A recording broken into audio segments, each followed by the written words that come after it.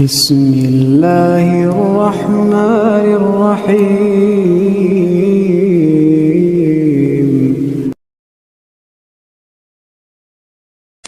ام المومنین سیدہ عائشہ صدیقہ رضی اللہ تعالیٰ عنہا سے روایت ہے کہ رسول اللہ صلی اللہ علیہ وسلم نے فرمایا، عشر من الفطرت، یعنی 10 چیزیں ایسی ہیں جو انسان کی فطرت ہیں۔ فطرت کا مقصد یہ ہے کہ ان 10 کاموں کے لیے کسی کو سمجھانے کی، ترغیب دینے کی اور اس کو فضائل بتلانے کی کوئی ضرورت نہیں ہے۔ ہر انسان جس کے اندر انسانیت ہو، شرم اور حیا، اخلاق اور آداب ہو، سنجیدہ انسان ہو، تو وہ ان 10 چیزوں پر خود بخود چلتا ہے، اس کو سمجھانے کی کوئی ضرورت نہیں ہے۔ ان میں سے ساری 10 کے 10 وہ چیزیں ہیں جو مسلمان تو بہرحال کرتے ہیں، لیکن کافر لوگ بھی ان چیزوں کو اپناتے ہیں۔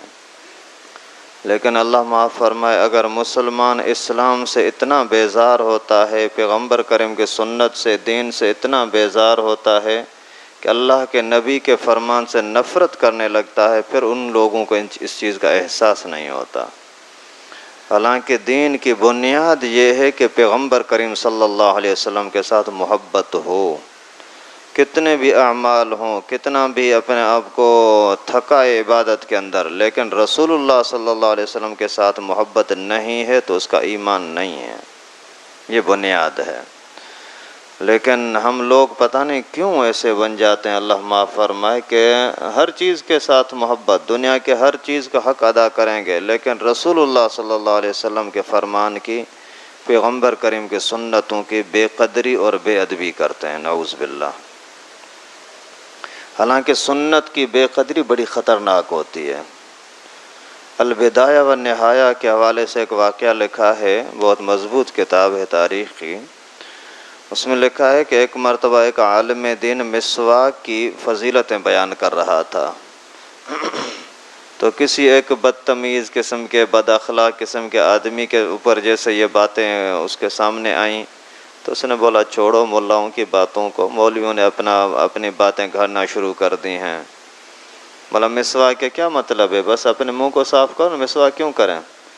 اور اس ظالم کو شیطان اس پر ایسا سوار ہوا کہ اس نے بولا کہ تم منہ میں مسواک کرتے ہو نا، میں نیچے پاخانے کی جگہ پر مسواک کروں گا۔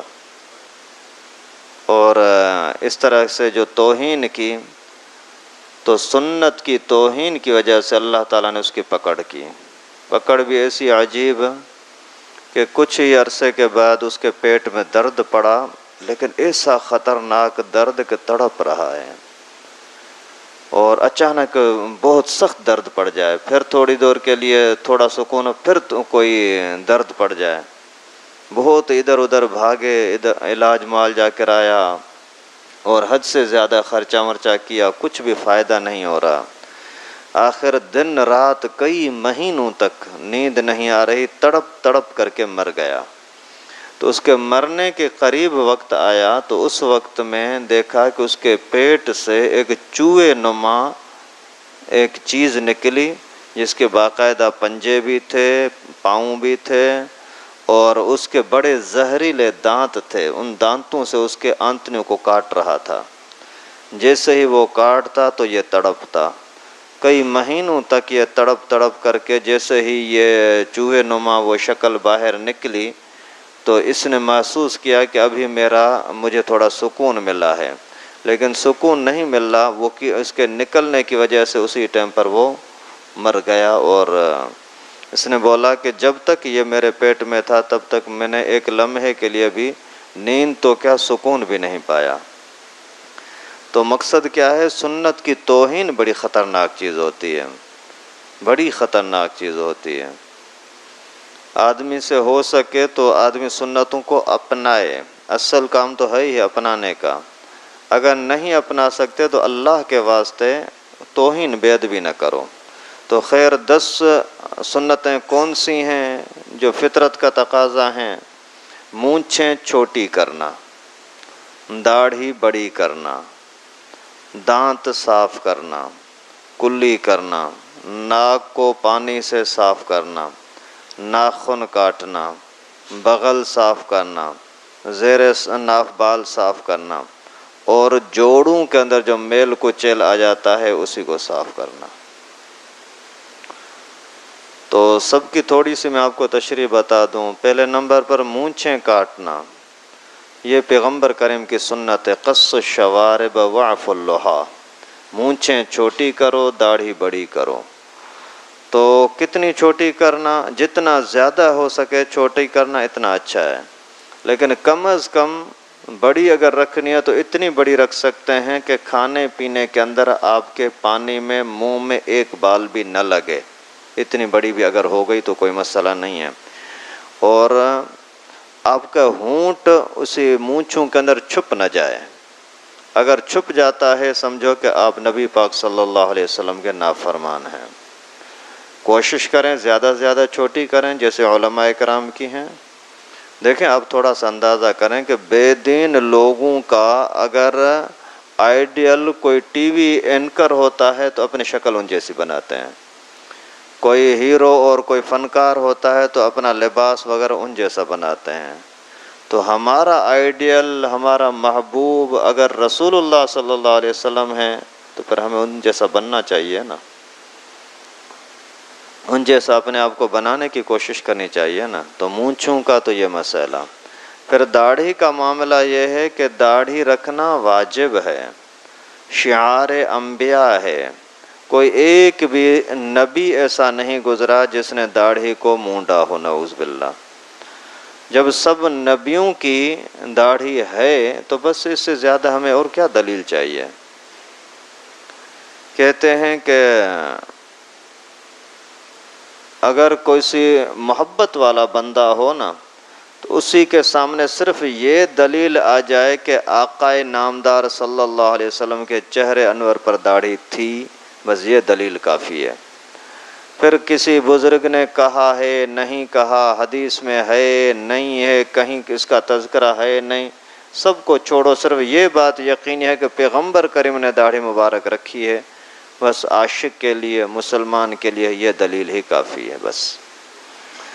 اور داڑھی کا کاٹنا حرام ہے، داڑھی کی توہین کرنا نہیں، چھوڑو کس چیز کی داڑھی نہیں رکھتا، ایسا بندہ کہنے والا کافر ہو جاتا ہے۔ یعنی داڑھی کی توہین کرنے والا، داڑھی کو گھٹیا سمجھنے والا، ہلکا سمجھنے والا کافر ہو جاتا ہے۔ گناہ سمجھتا ہے لیکن پھر بھی نہیں رکھ رہا تو یہ گناہ گار فاسق ہے لیکن کافر نہیں ہے۔ آپ خود اندازہ کریں نا کہ پوری امت کا اجماع ہے کہ داڑھی مونڈنے والا ایک مٹھی سے کم داڑھی رکھنے والے کے پیچھے نماز ہی نہیں ہوتی۔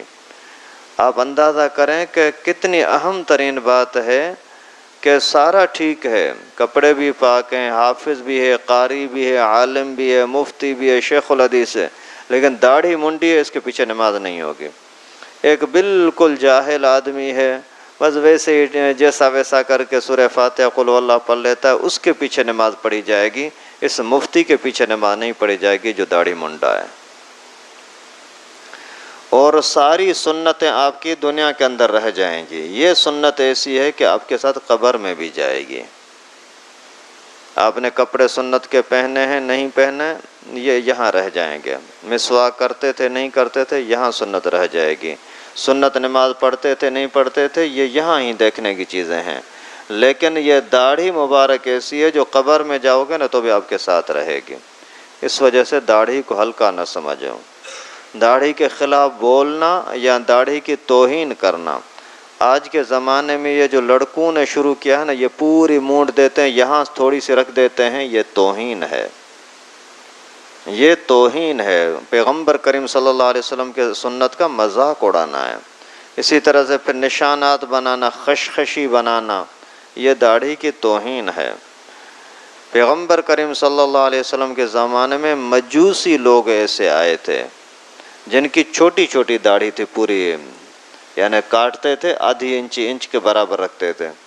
تو اللہ کے نبی صلی اللہ علیہ وسلم نے فرمایا کہ مجھے اسلام کو اس چیز سے منع کر دیا گیا ہے کہ داڑھی رکھنی ہے تو پوری رکھو، نہیں رکھتے چھوٹی رکھنا یا مونڈنا دونوں برابر ہیں، اس کے اندر کوئی فرق نہیں ہے کہ 1 انچ کی داڑھی ہے تو یہ کوئی سنت کے زمرے میں آئے گی؟ نہیں آئے گی سنت. دونوں کے پیچھے نماز پڑھنا جائز نہیں ہے.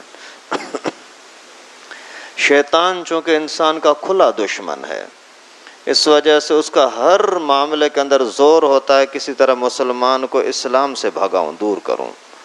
پھر وہ ان کو سبق سکھاتا ہے، یار تو داڑھی نہ رکھنا. اگر کوئی بولتا ہے نا تو اس کو بولو کہ یار میں بدکار آدمی ہوں، کبھی جھوٹ بولتا ہوں، کبھی کوئی چوری کرتا ہوں، داڑھی رکھوں گا تو لوگ بولیں گے کہ یہ داڑھی والا چوری کرتا ہے.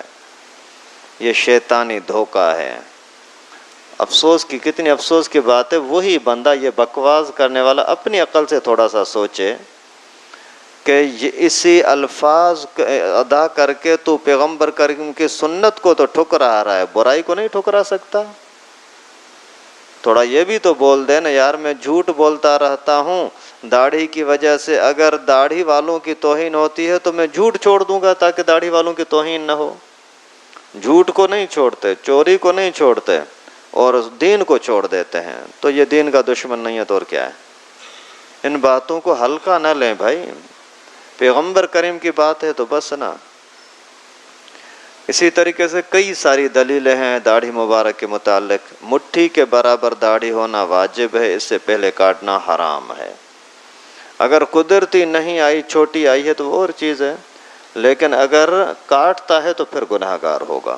اور ایسا گناہ ہے کہ نماز میں کھڑا ہوا ہے تو بھی داڑھی کاٹنے کا گناہ اس کے ساتھ لگا ہوا ہے. اس سے بڑا ظلم اپنے ساتھ اور کچھ ہوگا یار؟ آدمی تہجد پڑھ رہا ہے، کعبۃ اللہ کا طواف کر رہا ہے، اور داڑھی کا مجرم وہیں بھی داڑھی کا گناہ اسی کے ساتھ لگا ہوا ہے. اور بزرگوں نے باقاعدہ لکھا ہے کہ جو بندہ داڑھی کٹا، داڑھی منڈا، رسول اللہ صلی اللہ علیہ وسلم کے روضے اقدس پر جا کر کے سلام کرتا ہے، اللہ کے نبی صلی اللہ علیہ وسلم چہرہ پھیر دیتے ہیں. اللہ اکبر. آپ اگر اپنے محلے کے کسی عزت والے آدمی کے پاس جاؤ اور وہ آپ کو ہاتھ نہ ملا، چہرہ پھیر دے، تو غیرت والا آدمی ڈوب کے مر جائے گا. یار میری یہ عزت رہی ہے. اور سرور کائنات صلی اللہ علیہ وسلم اگر ہم سے چہرہ پھیر دیں تو اللہ معاف فرمائے، پھر ہمارے پاس بچا کیا؟ اسی ہی کے سفارش کے آسرے پہ تو ہم زندہ رہ رہے ہیں، اسی ہی کے صدقے تو اللہ تعالیٰ نے ہمارے اوپر یہ رحمتیں اور کرم کیے ہوئے ہیں.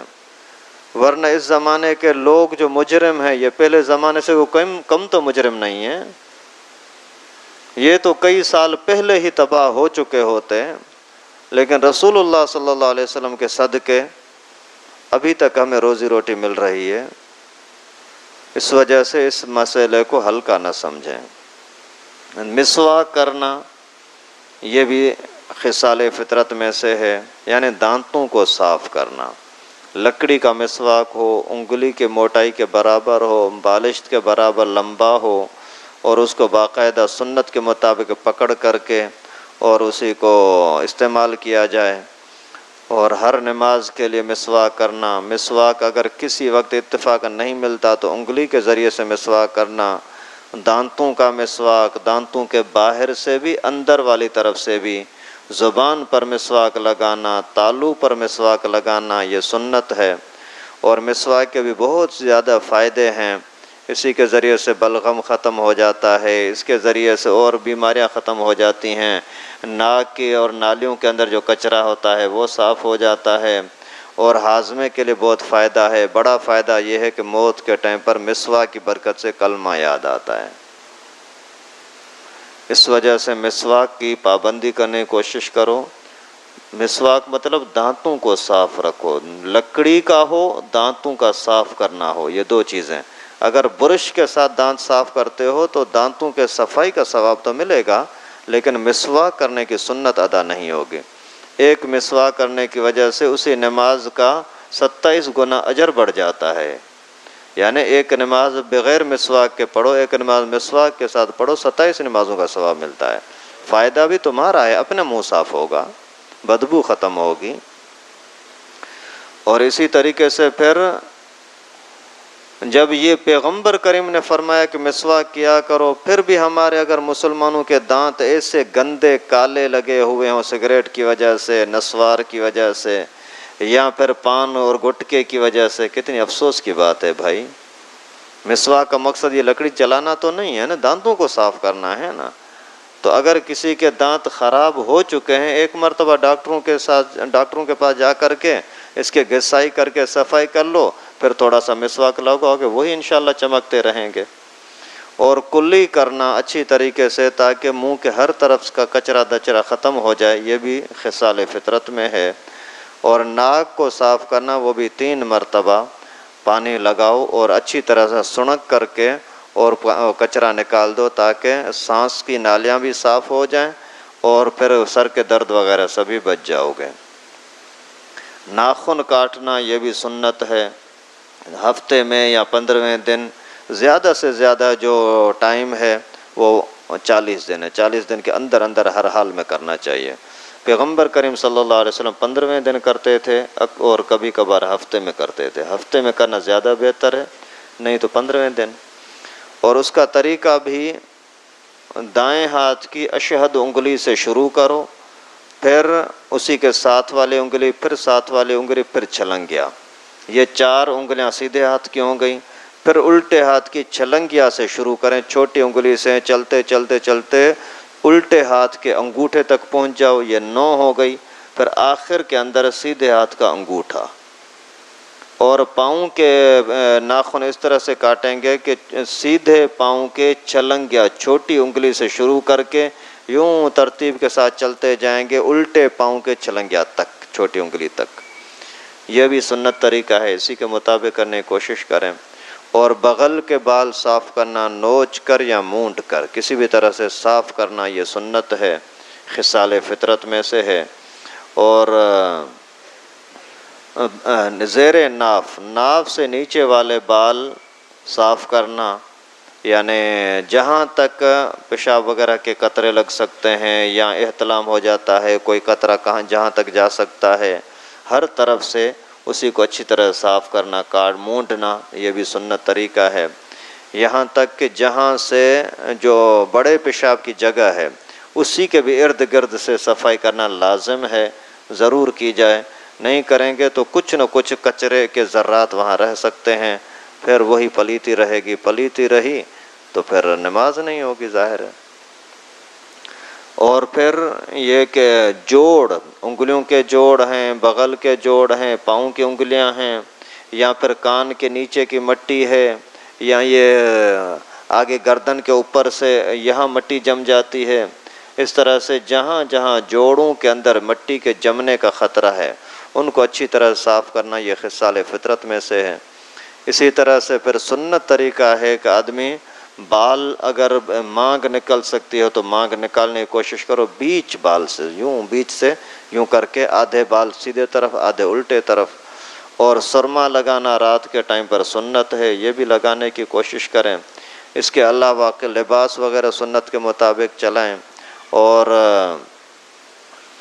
یعنی یہ عورتوں کے لیے سر کے بال کاٹنا حرام ہے، باقی اگر عورت کو داڑھی آ جاتی ہے تو اس کو کاٹنے کی اجازت ہے، بھلے کاٹ سکتی ہے۔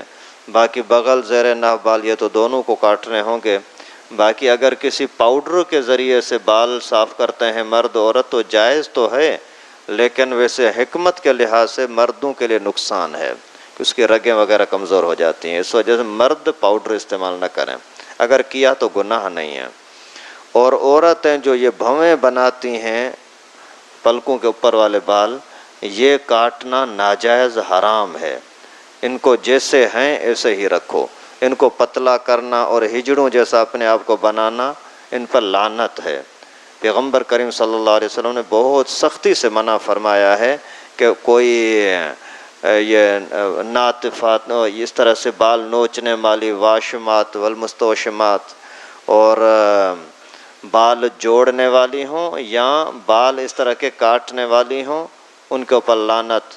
کچھ عورتیں ایسی تھیں اس زمانے کی جو دانتوں کے بیچ میں فاصلہ کراتی تھی تاکہ ہم حسین لگے، ہمارے دانتوں کے بیچ میں فاصلہ ہو، ان پر بھی، اس سے بھی پیغمبر کریم صلی اللہ علیہ وسلم نے منع کیا۔ اور عورتیں جو سامنے سے چھوٹے بال کر دیتی ہیں، کچھ کاٹتی ہیں اور وہ اسی پیشانی کے اوپر جھالر کی طرح بنی رہیں، ان پر لعنت ہے، ناجائز اور حرام ہے۔ مردوں کے ساتھ مشابہت کرنا، جیسے مردوں کے بال ہوتے ہیں اس طرح عورتیں بنائیں، یہ بھی ان کے لیے حرام ہے۔ یہ کوئی بے سمجھی کی وجہ سے اس طرح عورتیں کر تو لیتی ہیں، لیکن اس کی پکڑ بڑی سخت ہوگی۔ میں نے 1-2 دن پہلے آپ کو واقعہ بھی بتایا تھا، ننگے سر کرنے والی یا فیشنی عورت کا انجام اللہ تعالیٰ کیا کرتے ہیں۔ اللہ رب العالمین سے دعا ہے کہ اللہ پاک ہم سب کو رسول اللہ صلی اللہ علیہ وسلم کے سنتوں کی قدر اور اہمیت سمجھنے کی توفیق نصیب فرمائے اور عمل کرنے کی توفیق نصیب فرمائے۔ وآخر دعوانا ان الحمدللہ۔ لائک کریں ہمارے چینل کو اور سبسکرائب کریں اور بیل آئیکن کو دبانا نہ بھولیں۔